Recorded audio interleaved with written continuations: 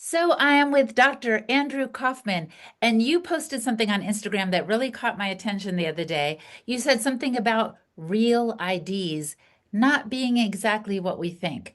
Talk to us. What is the real ID about? I've seen these, posters in the airport saying you need a real ID to travel. Is that true? Well, yes and no, it's true, but let me start at the beginning because the real ID came from federal legislation that was actually passed 20 years ago in 2005, and it was part of the legislation that was in response to the 9/11, terrorist action, and like the Patriot Act. And Hmm. of course, the intention at that time when it was passed was to prevent, terrorist hijackers from airplanes, but it's actually not capable of doing that. So first of all, since that time, there have been no other major hijackings, and we have not had the real ID. So if it were really necessary for that, they would have found a way to get it done back then. But the actual alleged hijackers from 9/11 all had foreign passports, so they wouldn't have had a real ID.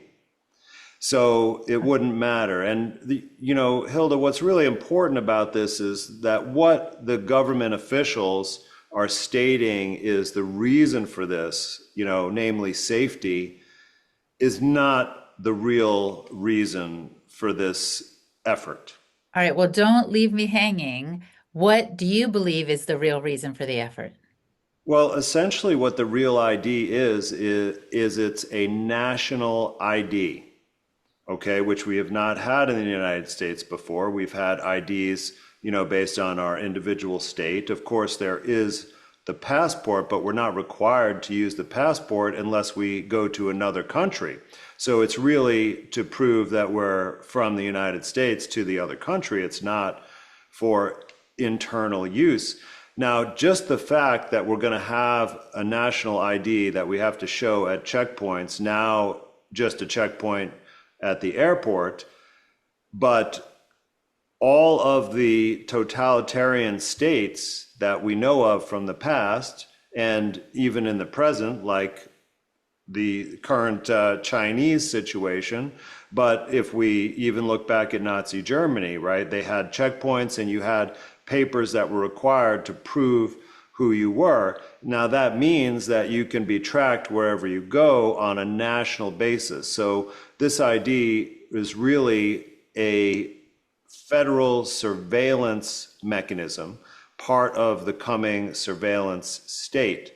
And it's not even actually issued by the federal government or by any of the states. It's issued by a private French company called IDEMIA, which is essentially in the business of surveillance. And they are involved in what do they call that?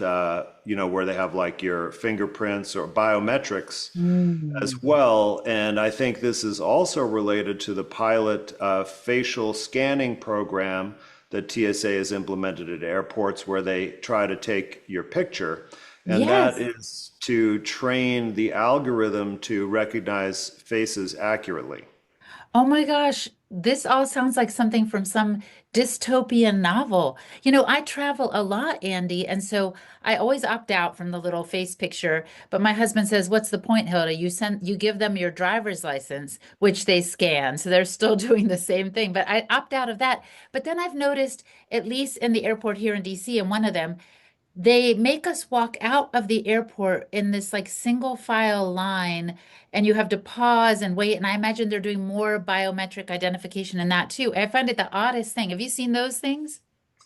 Well, I think actually my local airport in Syracuse, New York, was one of the first to implement that. And it's really not clear to me exactly what they're doing there, but they have, when I was a young lad, and I'm sure you remember this, in order to travel on an airplane, you just walked into the airport and went to the gate where your flight was leaving.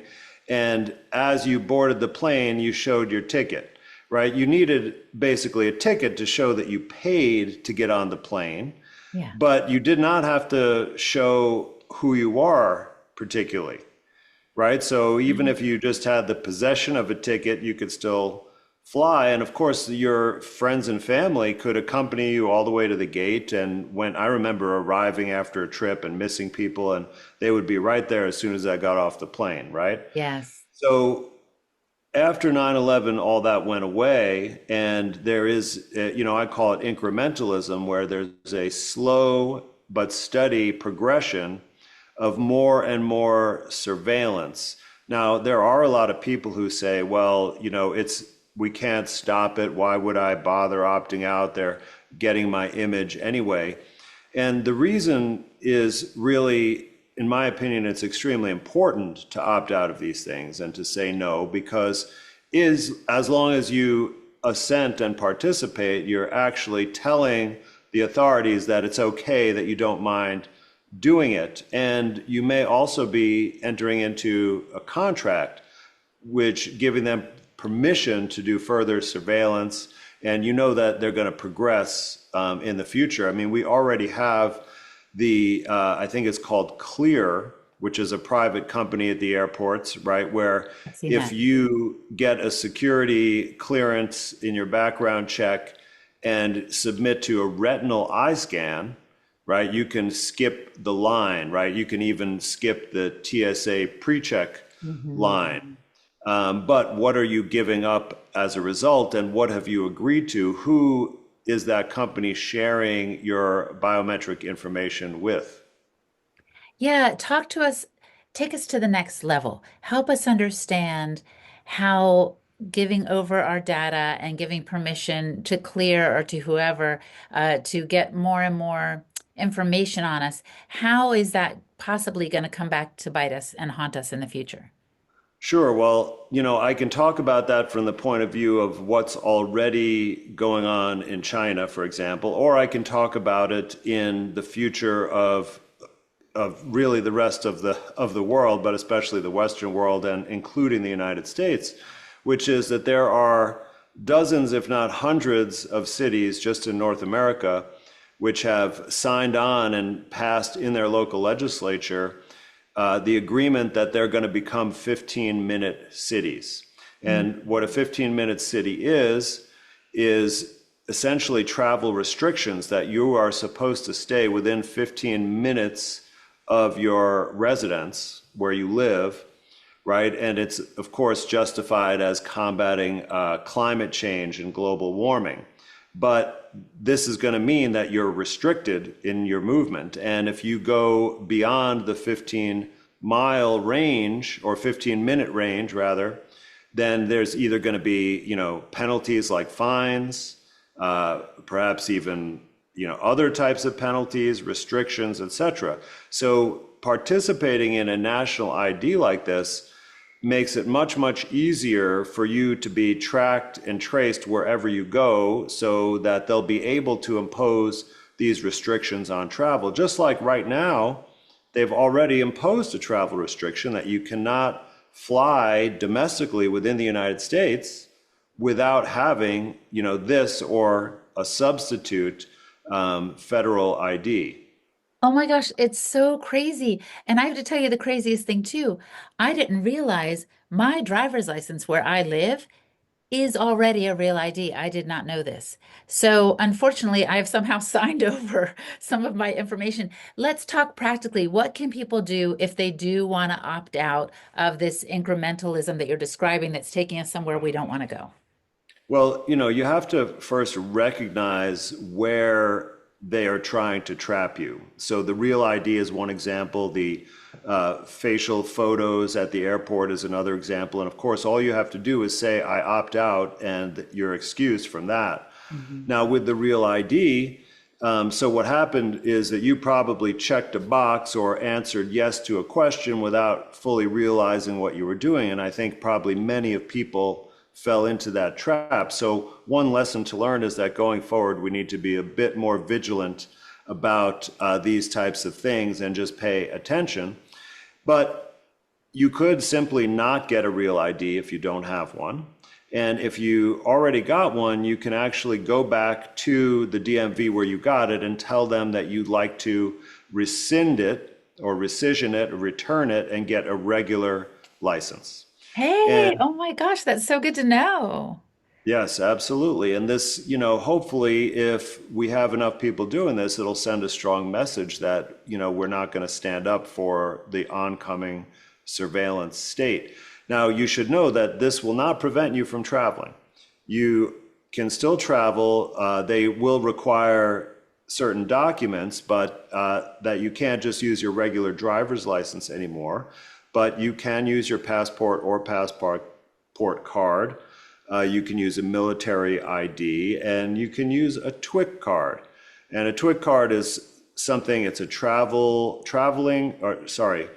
workers identification card, and it's a federal ID that actually also gets you clearance to transportation centers, federal disaster areas, and such like that, and might be a useful thing to have. Now, it also may expose you to some surveillance, and they may be instituting systems to do this with the passport. But it's still, even if they are able to track you anyway by withdrawing your consent or not consenting to the real ID, you're definitely sending a message that this is not something that you want. And, there's a reason it was delayed 20 years from the time the law was passed. And that's because not only were individual people, wary of it, but the states themselves, many of them didn't want to implement it because it essentially means that their state is now participating in this federal system. Right. Oh my gosh, this is so fascinating. Well, you're talking to a woman who opts out at the airport even from doing the whole scanning situation. I'm like, no, no, you got to pat me down. And it slows things down, but it also does make a statement that I don't want to expose myself to additional radiation in your machines there. So, okay, well, I'm going to have to wrap it up now, but I think you've given us some important insights on this real ID situation. And I've got to go because I'm going to go head over to the DMV right now. So thank you, thank you, thank you, Dr. Andrew Kaufman. It's been a pleasure. Same here, Hilda.